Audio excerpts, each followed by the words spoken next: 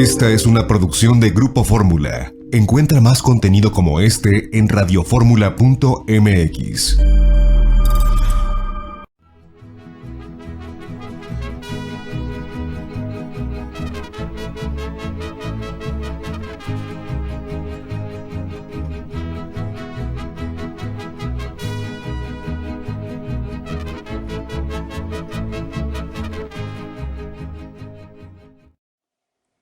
Amigas y amigos, muy buenas tardes tengan todos ustedes.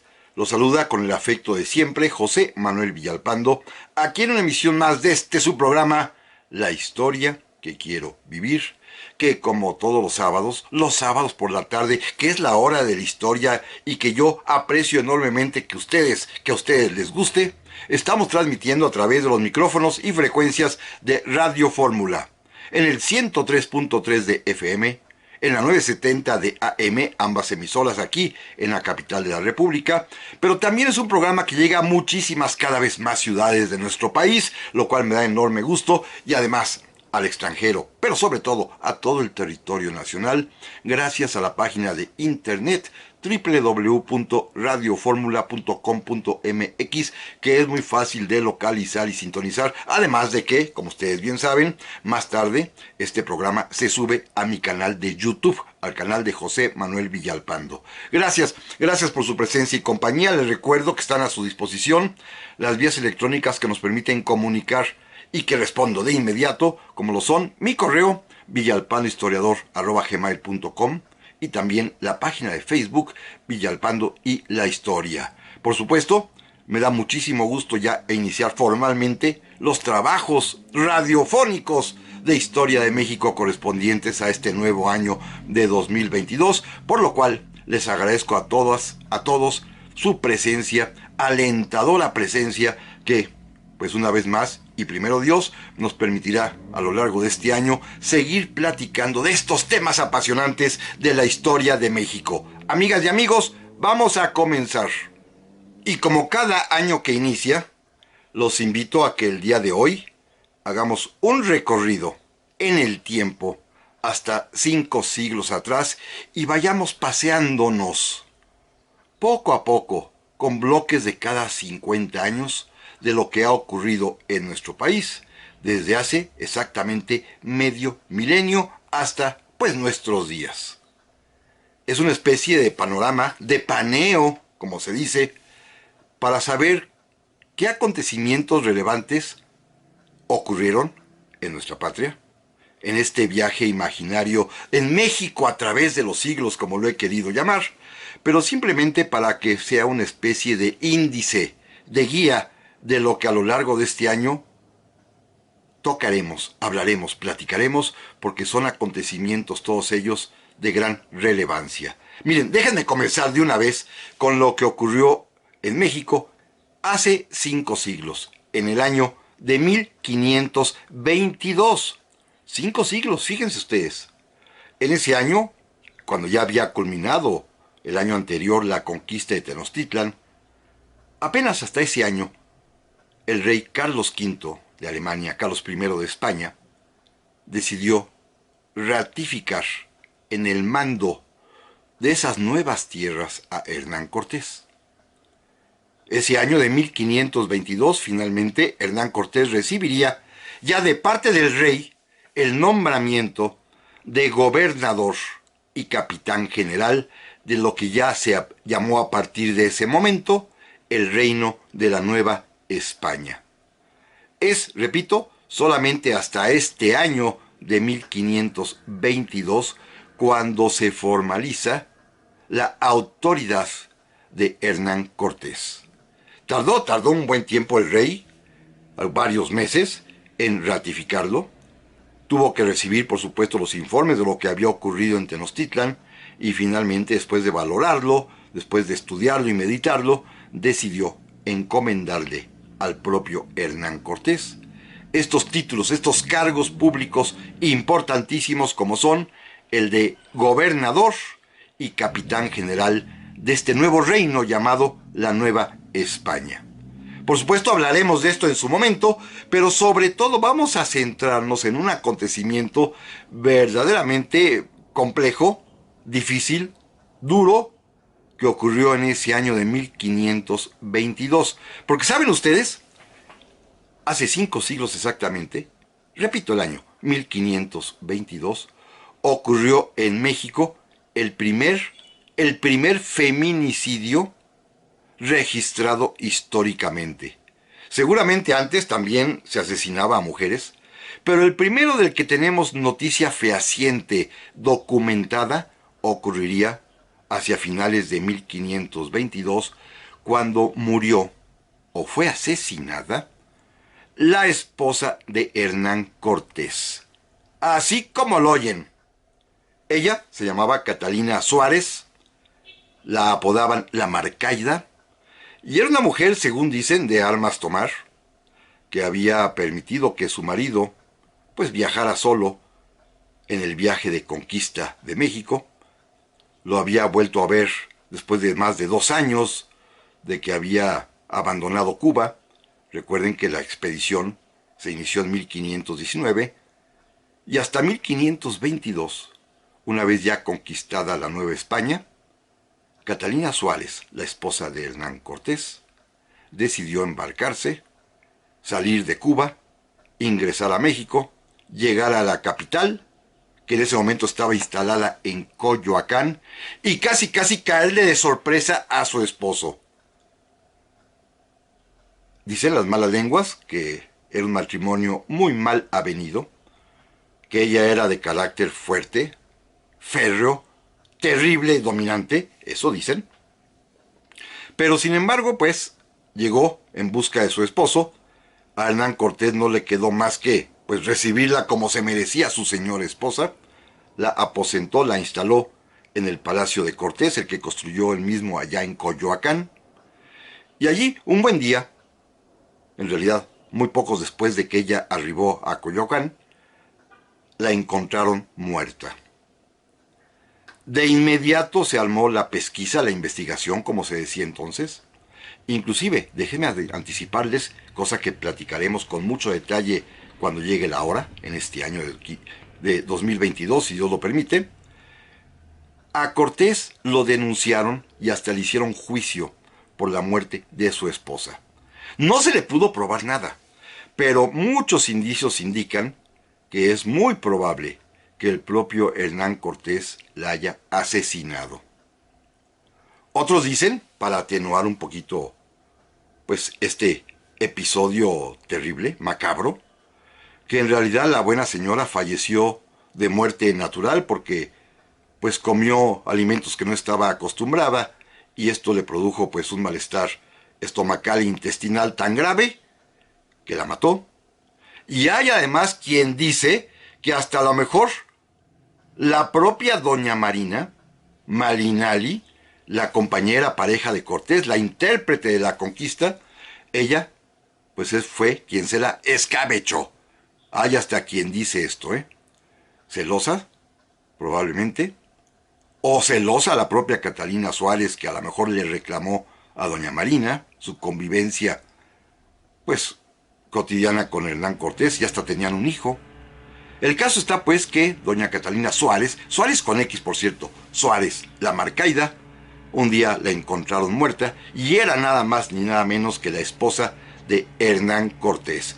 Por supuesto, esto va a ser un escándalo mayúsculo allá en 1522 en la Nueva España recién conquistada, en la ciudad de Coyoacán, donde estaba instalada la gobernatura y capitanía general que Carlos V había otorgado a Hernán Cortés.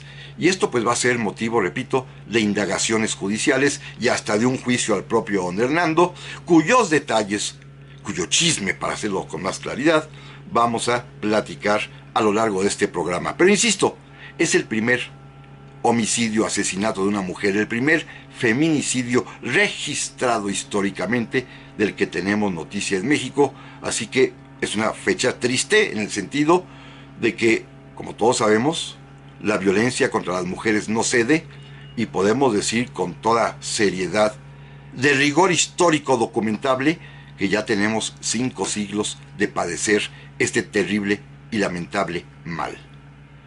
Cambiamos también, por supuesto, de año. Ya platicamos lo que ocurrió en 1522 y ahora vamos al año de 1572, 50 años después, en este recorrido que estamos haciendo por nuestra historia de México. En ese año de 1572, ya mucho después de la conquista, ya pacificado todo el territorio, gobernaba la Nueva España el virrey Martín Enríquez de Almanza. Un buen virrey, un gran virrey, y a él le tocó recibir, en ese año de 1572, la llegada a la Nueva España, a nuestro México, de los primeros sacerdotes de la Compañía de Jesús, de los jesuitas, que venían a apuntalar, a apoyar la obra evangelizadora y educadora. Ya antes habían llegado, como todos sabemos, los franciscanos, los agustinos, los dominicos, los juaninos inclusive, pero ahora llegan esta nueva congregación religiosa, la de los jesuitas, la que fundara San Ignacio de Loyola, y llegan con dos finalidades específicas muy concretas. Primero, sí, apoyar la labor evangelizadora misionera. Pero los jesuitas, que tienen por costumbre no emprender cosas fáciles, decidieron que a ellos les correspondería evangelizar, misionar en los territorios más inhóspitos de la Nueva España. Y se fueron a lo que hoy es Sinaloa, a lo que hoy es Durango, a lo que hoy es Sonora, a lo que hoy es Chihuahua, a lo que hoy es la península de la Baja California, donde había pues neófitos en la fe que evangelizar, seres humanos a los cuales llevarle la palabra de Dios en condiciones de pues muy complicadas, muy difíciles, porque eran fundamentalmente naciones nómadas, no estaban asentadas. Así que los jesuitas decidieron ingresar al territorio de la Nueva España para cumplir su labor evangelizadora. Pero de esto, amigas y amigos, vamos a platicar en un momento más. Ya estamos aquí, amigas y amigos, para el segundo bloque del programa de esta ocasión, el primero, formalmente hablando, el año 2022, en el que estamos haciendo un recorrido histórico rapidísimo, apresurado, por supuesto, por México a través de los siglos, desde hace 500 años hasta nuestros días, en saltitos de cada 50 años, que nos sirve de guía temática para lo mucho que tenemos que platicar, si Dios lo permite, en este nuevo año. Decía yo hace un momento que en 1572 arriban a la Nueva España los sacerdotes de la Compañía de Jesús, los jesuitas, que se van a dedicar fundamentalmente primero a las misiones en el noroeste del país, allá en Chihuahua, en Sonora, en Durango, en Sinaloa, en la Baja California, pero segundo, también se van a dedicar a la educación, y fundamentalmente a la educación de calidad, a la educación, digámoslo así, de alto nivel, fundando colegios importantísimos en la Ciudad de México, como el Colegio Máximo de San Pedro y San Pablo, como el Colegio San Gregorio para indios, como por ejemplo el Colegio famosísimo de San Ildefonso, pero también en Puebla, pero también en Guanajuato, en San Luis Potosí, en Valladolid, y la presencia de los jesuitas en México va a ser muy importante desde el punto de vista misionero, pero también desde el punto de vista cultural, desde el punto de vista de la formación y surgimiento del nacionalismo mexicano, como espero, primero Dios, tengamos la oportunidad de platicarlo en su momento aquí en este programa a lo largo de este año de 2022. Eso ocurrió, pues, repito, en el año de 1572 con la llegada de los jesuitas, pero demos otro brinco, otro salto de 50 años y vayamos ahora al año de 1622. 1622, cuando pasó algo verdaderamente curiosito y que es algo muy común también en nuestro México en nuestros días. Fíjense qué historia. Gobernaba en ese año el virrey don Diego Carrillo Mendoza y Pimentel, marqués de Guelbes. Y este hombre, que llegó en un año antes, obviamente quería hacer su propia política pública, particularmente en materia de obras, y estaba de alguna manera celoso o no le agradaba mucho la labor que había realizado su antecesor, el marqués de Guadalcázar, don Diego Fernández de Córdoba, quien había estado casi 10 años como virrey y había hecho muchas cosas, mucha obra pública. Particularmente su antecesor había iniciado los trabajos del desagüe de la ciudad y del Valle de México. lo había confiado a un ingeniero experto, don Enrico Martínez, porque la Ciudad de México, como todos sabemos, construida en un lago, en el lecho de un lago que poco a poco se iba desecando, era, eso sí, víctima año con año de terribles inundaciones, por razones obvias de la propia geografía de la Ciudad de México. Bueno, el marqués de Güeldes decidió que no valía la pena gastar en el desagüe y que, pues, que tanto era tantita agua de vez en cuando, y ordenó, primero, suspender las obras del desagüe.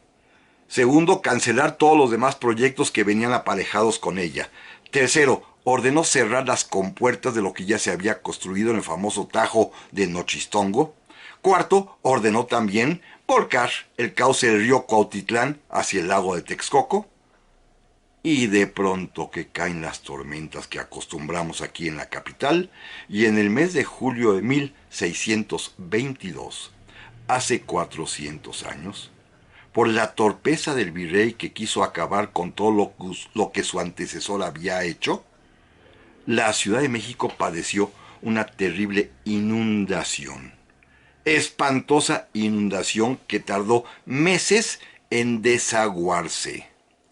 Bueno, vamos a platicar, por supuesto, en este año, si Dios lo permite, de estas importantísimas obras del desagüe de la Ciudad de México, porque la historia hídrica de nuestra capital, de nuestro Valle de México, es pero bien interesante, ¿eh? Se los prometo que les va a interesar esta historia de cómo hemos padecido los capitalinos por culpa de las inundaciones. Bueno, hasta la fecha todavía sabemos que se inundan tramos de la ciudad cada vez que llueve fuerte. Bueno, en la época colonial aquello era peor. Y pues platicaremos ya a detalle las torpezas de este virrey, el marqués de Güeldes, que duró poquito, ¿eh? Era tan nefasto y tan pequeñito en realidad, que estaba únicamente preocupado en destruir lo que su antecesor había hecho, que pronto, muy pronto, lo despidieron. Esto ocurrió hace 400 años, en 1622, y ahora demos un brinco para trasladarnos al año de 1672. Es una época feliz, ¿eh? 1672. Gobierna la Nueva España el virrey Antonio Sebastián de Toledo, marqués de Mancera. Y es ese año uno de los años, llamémoslo así, climáticos de lo que podemos llamar el barroco intelectual mexicano. Es el año en que coinciden, platican, son amigos y cada quien está iniciando su propio despegue en materia de ciencia y de escritura, dos grandes mexicanos. Uno de ellos, una mujer, Sor Juana Inés de la Cruz. El otro, un varón, un sacerdote, Carlos de Sigüenza y Góngora. Dos personalidades de una mente brillante, quizá de lo mejor que ha dado México en la historia de nuestro país. Dos personalidades que además se conocen, que se frecuentan, porque Carlos de Sigüenza y Góngora, sacerdote, sí tiene acceso al locutorio del convento de San Jerónimo, donde está como monja de clausura Sor Juana Inés de la Cruz. Platican una vez a la semana, trazan sus planes, se comentan sus proyectos y cada uno ya está desarrollando su carrera fulgurante, una en materia de poesía y de arte sacramental, como Sor Juana, el otro en materia de matemáticas, de historia, de geografía, como es Carlos de Sigüenza y Góngora. Dos mexicanos notables cuyo intelecto, cuyas habilidades, cuyos logros fueron posibles en buena medida por el ambiente propicio de protección a la cultura y a las artes que brindó el virrey Antonio Sebastián de Toledo, el marqués de Mancera. Esto ocurrió en 1672, aquí en la Ciudad de México, cuando confluyen y coinciden y son amigos estos dos grandes personajes que, repito, son Sor Juana y Carlos de Sigüenza y Góngora. Demos ahora un brinquito de 50 años también, por favor, y vámonos a 1722, cuando gobierna el virreinato de la Nueva España, el virrey Baltasar de Zúñiga y Guzmán, el marqués de Valero, que en ese mismo año va a ceder su puesto a don Juan de Acuña, marqués de Casafuerte. Son dos grandes virreyes. Sabemos muy poco de ellos, pero fíjense que el primer tercio del siglo XVIII, México tuvo la suerte de tener virreyes de altísima calidad, de lo mejor que nos pudo mandar España. Entre ellos estos dos, el marqués de Valero y el marqués de Casafuerte. Bueno, en este cambio de virrey, en 1722, también va a aparecer como sinónimo ya de la Ilustración mexicana, el primer periódico que hay en México. Se llama La Gaceta de México. La inició, la fundó, la escribía casi por completo él solo, un sacerdote, Juan Ignacio Castorena, y es el primer periódico que aparece en nuestro país.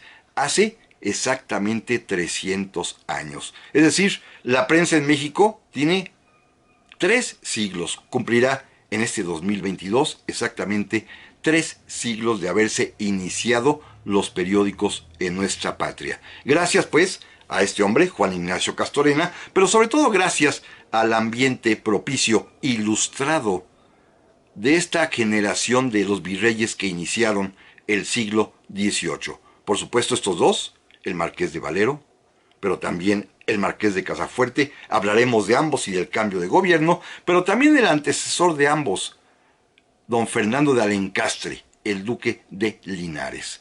Fueron 3 virreyes consecutivos que gobernaron casi más de 20 años y que verdaderamente fueron virreyes sumamente ilustrados durante el gobierno del rey Felipe V de España. Pero lo importante que quiero destacar, y hablaremos un poco de ello, es que es el primer periódico mexicano el que aparece en el año de 1722. Como ven, esta historia de ir brincando cada 50 años nos va dando elementos, nos va dando datos en los cuales a lo largo de estos meses próximos, aquí estaremos, si Dios lo permite, platicando con mucho detalle de estos tramos, de estos episodios, de estas finalmente, pues, historias pequeñas, mini historias, que sumadas todas, confluyen a lo que es la gran historia nacional mexicana, que es el motivo fundamental de estos programas. Pero amigas y amigos, volvemos enseguida.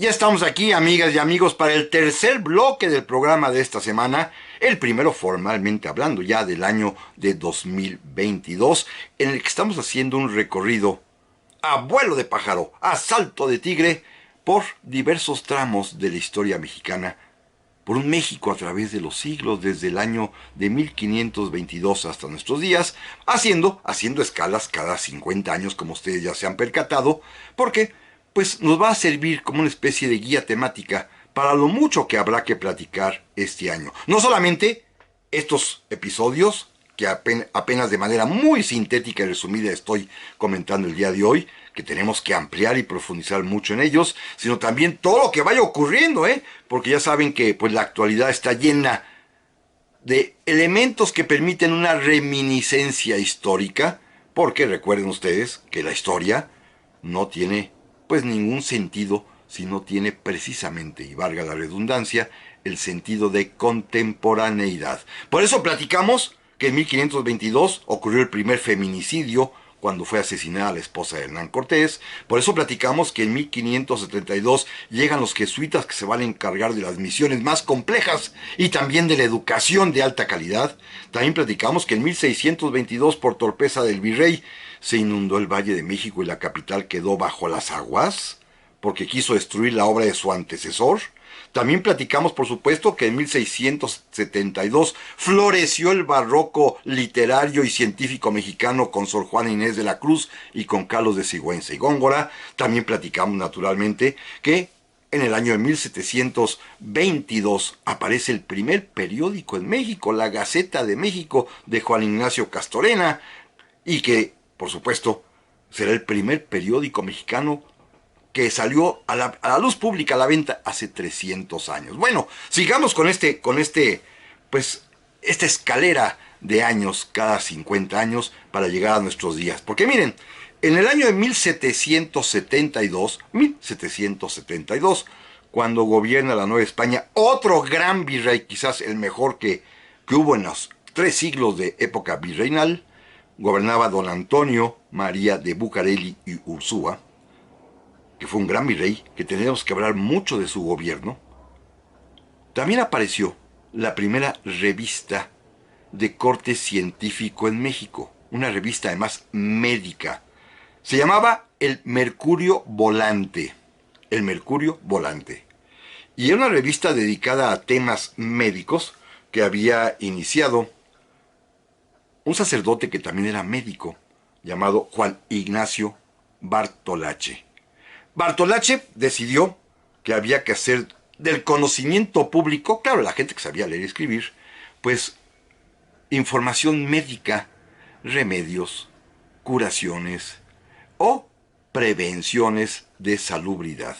Esta fue la labor que se echó encima Ignacio Bartolache con el Mercurio Volante. También ese año ocurrió un paso importante en la integración nacional, un paso importante además también en la equidad y en la igualdad, porque el virrey Bucareli decidió y ordenó y pidió a la iglesia mexicana que ya no hubiese separación de iglesias de indios y de no indios, que en todos los templos católicos de la Nueva España se atendiera por igual, que pudieran asistir a misa por igual, que pudieran sentarse cada quien donde quisiese, los naturales de esta tierra y todos los demás, españoles, criollos, mestizos, mulatos, todos los demás, y los indios, todos juntos en misa, en los templos, sin que hubiese distinción. Y así, pues esto va a procurar y a promover que en la misma banca pueda sentarse un español, un mestizo, un indígena, con sus familias. Esto va a ser obra también de este gran e importante virrey, don Antonio María de Bucareli. Bueno, demos ahora un salto, ya vámonos un poco más, si ustedes quieren, un poco más despacio, porque ya nos acercamos ahora al México independiente. Fíjense, simplemente así como hemos platicado, fueron 300 años de vida virreinal, exactitos, que ya cumplimos el año anterior, en 2021. Bueno, apenas llevamos 200 años de vida independiente. En estos 5 siglos de historia mexicana de que tenemos registro, de esta historia que nace cuando finalmente se fusionan las culturas. Claro, hay historia prehispánica naturalmente, pero del México, de lo que somos los mexicanos, que somos producto de ese mestizaje, la historia comienza en realidad hace 500 años. De ellos 300 corresponden a la época virreinal y 200 apenas a la época independiente. Claro, mucho más cercana y mucho más movida y con muchísimo material de qué hablar. Por ejemplo, simplemente en el año de 1822, hace exactamente 200 años. ¿Qué ocurrió entonces en México? Bueno, varias cosas interesantísimas, Por supuesto, la más notable, que vamos a platicar con mucho lujo de detalle, va a ser la proclamación y coronación de Agustín de Iturbide como primer emperador de México. Indudablemente esto nos va a llevar varios programas porque el tema del imperio mexicano es un tema francamente muy interesante, que todavía sigue muy en boga y que a la gente le interesa muchísimo, y a mí también en lo personal, por supuesto, pero vamos a tener que platicarlo y además añadirle otros asuntos, algunos de ellos de repercusiones hasta nuestros días, Por ejemplo, en 1822, en el mes de febrero, se instaló el primer Congreso mexicano. Es decir, vamos a cumplir 200 años de historia legislativa en México, de historia del Congreso, o llamado Congreso de la Unión, entonces llamado Congreso Mexicano, y tenemos que platicar cómo ha sido esta historia como institución de los congresos.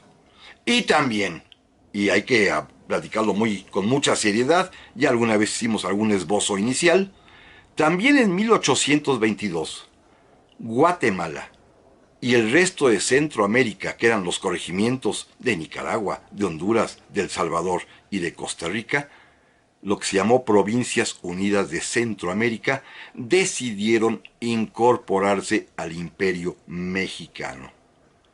Decidieron formar parte de México, gracias a que Iturbide maniobró astuta y políticamente y consiguió la adhesión de todo Centroamérica al Imperio Mexicano. Cuando caiga Iturbide se van a separar. Recuerden que las independencias de los países centroamericanos no son o no fueron respecto a España, sino lo fueron respecto a México. Y este es un tema que tenemos que platicar pues con mucho detalle, porque hasta el día de hoy todavía tiene efectos que trascienden y que llegan hasta nuestros días. Así que 1822 era un tema importantísimo que tratar a lo largo de este año, lo que ocurrió hace 200 años. Repito, la coronación de Iturbide. ¿Cómo fue que consiguió ser emperador de México? Pero sobre todo, ¿cómo le fue ocupando el trono imperial mexicano? Que eso es quizás lo más llamativo y lo más interesante de todo, que fue, pues lamentablemente, un desastre. Pero también habrá que platicar, y esto con mucha seriedad porque su trascendencia es importantísima, la historia de los congresos mexicanos. Nuestras cámaras de diputados y de senadores se originan allá en 1822. Claro, había algún precedente en el Congreso de Apatzingán, en el Congreso de Anáhuac, pero sin embargo, formalmente hablando, la historia del Congreso, del Poder Legislativo en México, se inicia en 1822 y tenemos que dedicarle un muy buen espacio, ¿eh? Por supuesto que sí. Demos un brinco. El año de 1872 también es históricamente muy relevante. Es un año que tiene particularidades que todos recordamos, como principalísimamente la muerte de Benito Juárez. La muerte de Juárez.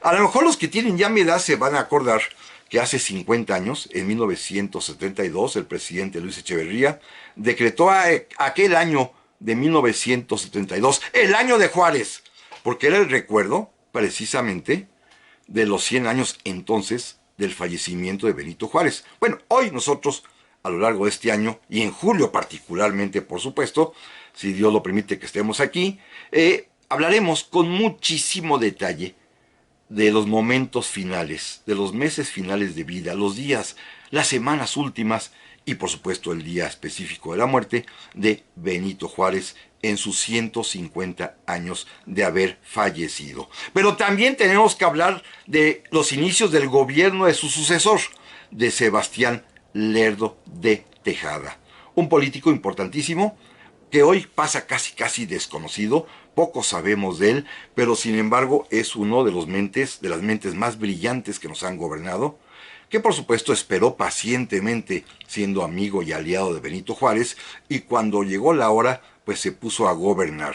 Él va a ser definitivo porque consiguió algo que Juárez no logró. Don Benito no consiguió reformar nunca la Constitución.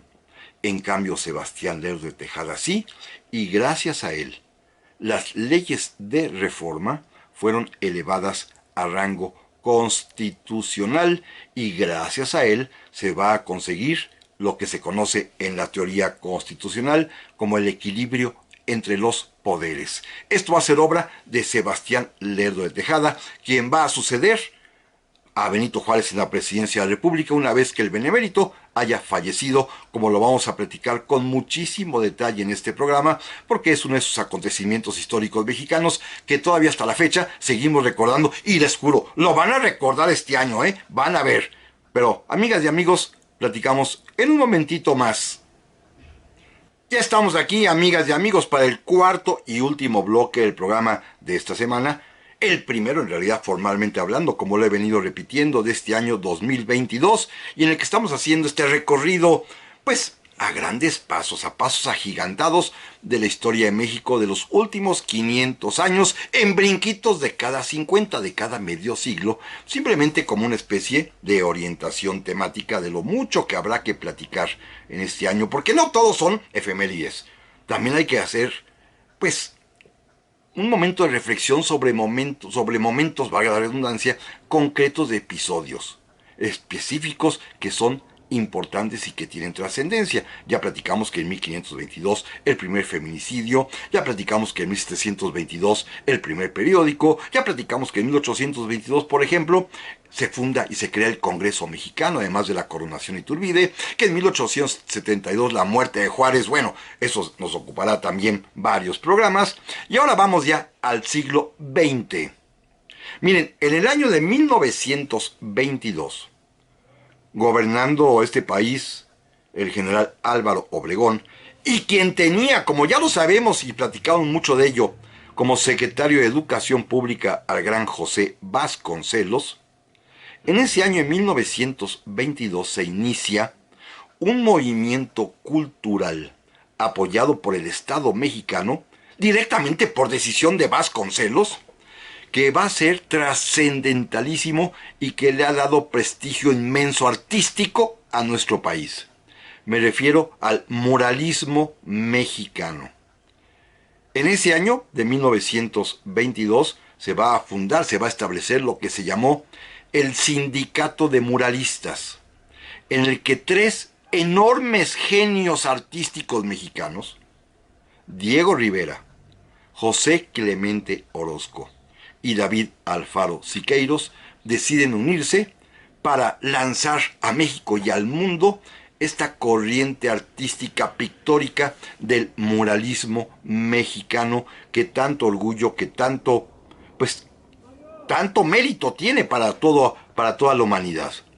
Es el año además también en el que José Vasconcelos le entrega, literalmente le entrega, en principio y para comenzar, a José Clemente Orozco, de quien vamos a hablar también bastante, le entrega los muros de la Secretaría de Educación Pública y le entrega también los muros del antiguo Colegio Jesuita de San Ildefonso.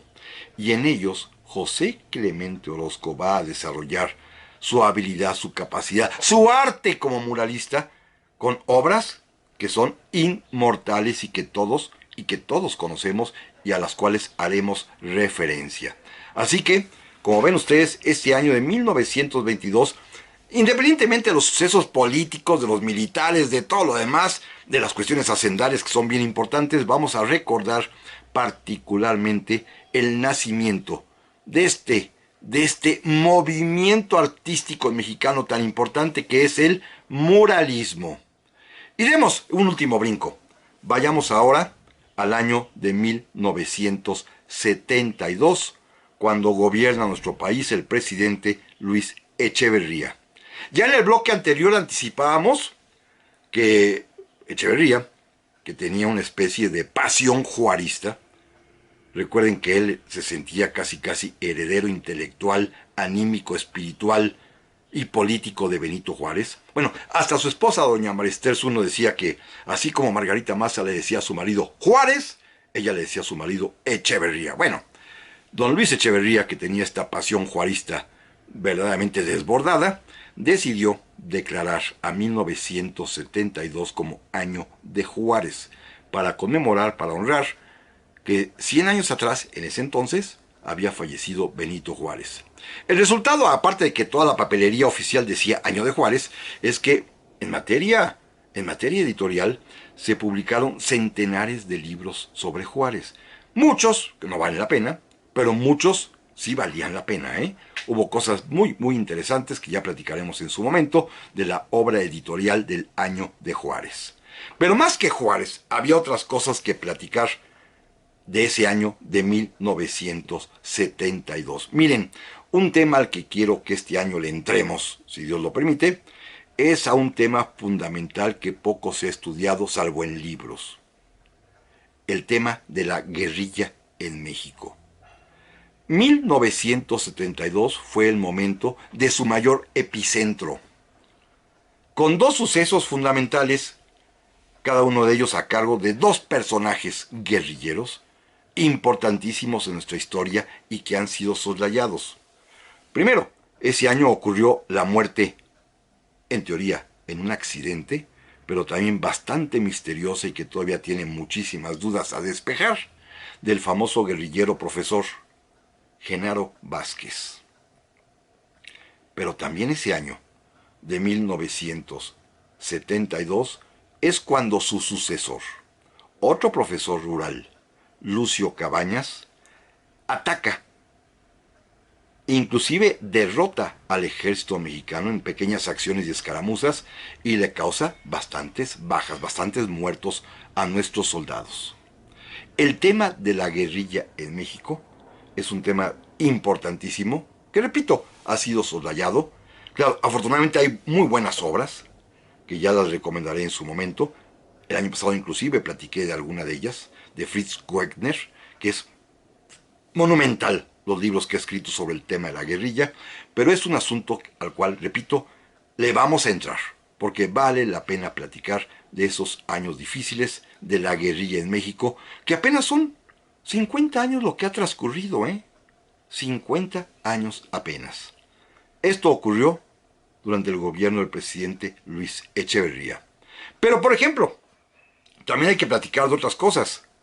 En lo intelectual, en la crítica, fue el año en que, de plano, uno de los mayores intelectuales mexicanos, don Daniel Cosío Villegas, que había sido diplomático, que había sido servidor público, que había sido el fundador del Colegio de México, que había sido el fundador del Fondo de Cultura Económica, que además era periodista, era escritor, publicó un libro importantísimo ese año de 1972, un libro que se llamó El Sistema Político Mexicano. Era la primera vez que alguien se salía del huacal y que un intelectual se atrevía a criticar al poder. Y lo va a continuar después con otro libro que se llama El Sistema Personal o el Estilo Personal de Gobernar. Ambos libros dedicados, en el sentido crítico de la palabra, al presidente Luis Echeverría. Ya veremos todo lo que pasó, cuyo resultado final será el famoso golpe Excelsior, pero que el presidente Echeverría no aguantaba, no soportaba la crítica. Le hicieron la vida imposible a don Daniel Cosío Villegas, que a pesar de su ya edad veterana, pues tuvo que padecer el acecho, el hostigamiento del gobierno y particularmente del propio presidente, porque se va a convertir Daniel Cosío Villegas en un indeseable. La crítica al poder, pues, comenzará de manera rotunda, contundente, fuerte, precisamente con don Daniel Cosío Villegas. En lo cultural, por otra parte, 1972 es también brillante porque es el año en que el maestro, el dramaturgo Enrique Ruelas, constituye el Festival Internacional Cervantino. Quizás una de las mayores y más importantes manifestaciones artísticas y culturales de nuestro país, nació con aquellos famosos entremeses cervantinos que se hacían en Guanajuato, nació hace 50 años. 50 años, pues, de este escenario artístico y cultural mundial que nuestro país le ha dado al orbe entero para que aquí florezca las artes y la cultura. Quizás es junto con la Feria Internacional del Libro de Guadalajara, con los mejores representantes de lo que es el arte mexicano puesto al servicio de las ideas de todo el mundo. Y bueno, también en este año platicaremos bastante acerca de una cuestión intelectual y de comunicación muy interesante. Política, por supuesto. Cuando el presidente Echeverría decide crear la televisora del Estado, el Canal 13, y la respuesta de las televisoras privadas, entonces Telesistema Mexicano, ustedes recuerdan que tenía los canales 2, 4 y 5, se fusiona con el Canal 8 de Televisión Independiente de México, de TIM, y crean la empresa Televisa. La guerra de las televisoras públicas, el 13 y el 11 en aquel tiempo, y luego las televisoras privadas, el 2, 4, 5 y 8, con sus canales. Todo esto lo vamos a platicar, por supuesto, primero Dios, en este año de 2022. Por lo tanto, amigas y amigos, pues no me queda más que desearles nuevamente un feliz año y pedirles, rogarles que en la manera de sus posibilidades nos acompañemos todas las semanas platicando y hablando y recordando la historia de nuestro país. Pásenla bien y hasta la próxima.